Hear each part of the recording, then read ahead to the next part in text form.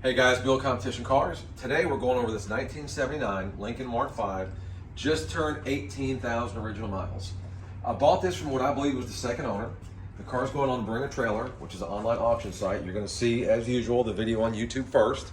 When the auction goes live on Bring a Trailer, I will share the link. You'll have access to hundreds of pictures, and I'll have two walk-around videos inside and out of the car, as well as a driving video. This is a very well-preserved, very pristine example. Comes with two sets of, well, it has the aluminum wheels that's on the car, and then quickly to the left right here has a set of the factory Lincoln caps. There's 5 of them. 4 of them are near perfect. 2 of them have a little bit of dinging on them, but very, very minimal. So they're a really nice set of caps. That's probably what came on the car when it was new. Factory sunroof. This is the Wedgwood Blue Luxury Group. Everything on the car works except the clock.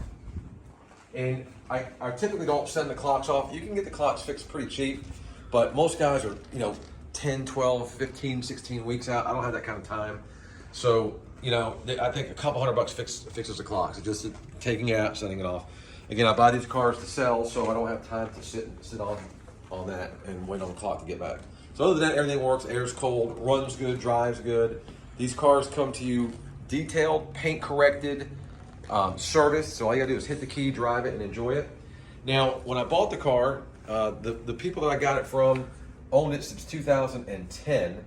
They bought it from a Ford dealership, which they believed got it from the original owner. So again, as far as I know, it should be 2 owners. They were convinced that the car was all original paint, and I want you to come back on this side, Christian. The only reason I even noticed is because I put a paint meter on it. This door has some paint work, but it still has the factory painted on stripe, so that wasn't removed. And it looks like they might have blended it a little bit just based on the paint meter readings into this section here. So there was some kind of respray here, but I'm gonna tell you, had I not put the paint meter on it, I would have never noticed. It looks perfect. It's got the same amount of orange peel, the same amount of gloss, the same shade. So whoever did a heck of a job. The rest of the car has not been touched. The chrome, the bright work, all look good. We'll do the engine bay video and interior in just a second. Which one hit the outside first? Final top's in great shape. Very few flaws on this car.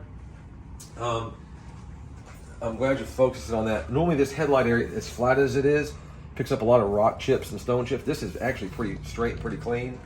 And I actually, to be honest with you, I haven't even done the paint correction on this car yet. It looks that nice. We're still gonna do it. So when we do the video, you won't notice that much difference, but in standing here looking at the car, just the depth of the paint will look so much better. Flaws on the car, very few. Typically these get all chipped up, nothing there, super clean. Normally these get beat up. There's a little tiny scratch on this one. Each one has a little flaw on it.